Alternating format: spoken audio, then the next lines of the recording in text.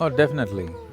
It's not because our genes have become weak, we have become weak, because we have become weak, the next generation will be weaker, unless they really strive.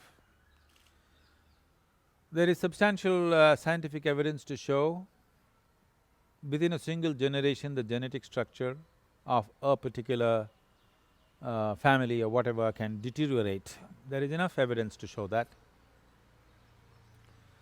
Of course, it can always be revived, but will revival happen, is the question.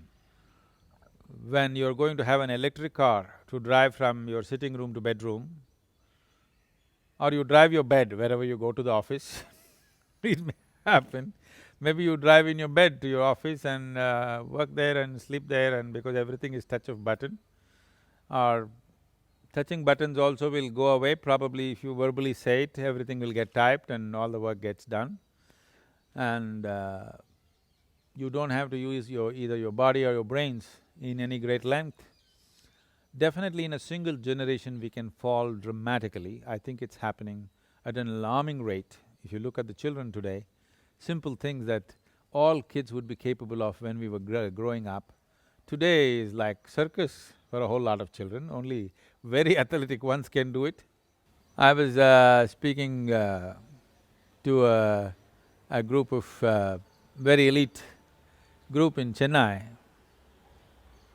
Today, these young couples and others who are very well-to-do and in industry and thing, they all pride themselves that they are all doing fitness, they're walking on the treadmill, some of them are cycling, and of course all the ladies wearing zero size whatever stuff.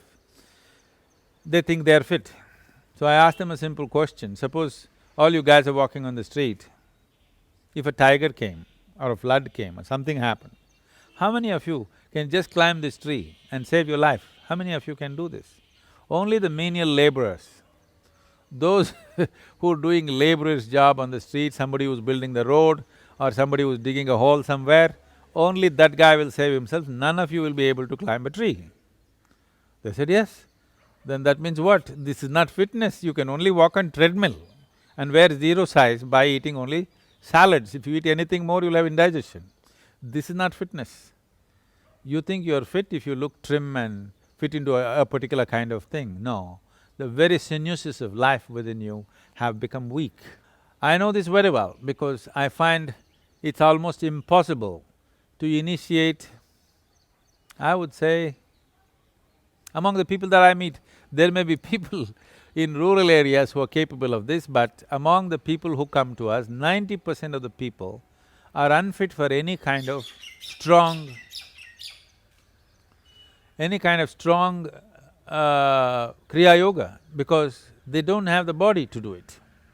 They may have the wish to do it, but they don't have the body to do it. Their fundamental physical structure, they may look okay, they may look reasonably fit, they can walk, they can do things, but they're not fundamentally strong within themselves. The basic structure is not very strong.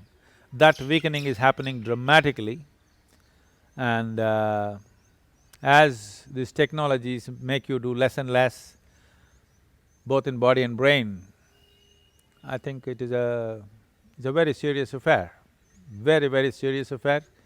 It is the survival. Probably that is how we will decimate ourselves, not by bombs or fire or ice or whatever. Probably we just kind of peter out, that we won't have the strength to exist by ourselves. And I don't know.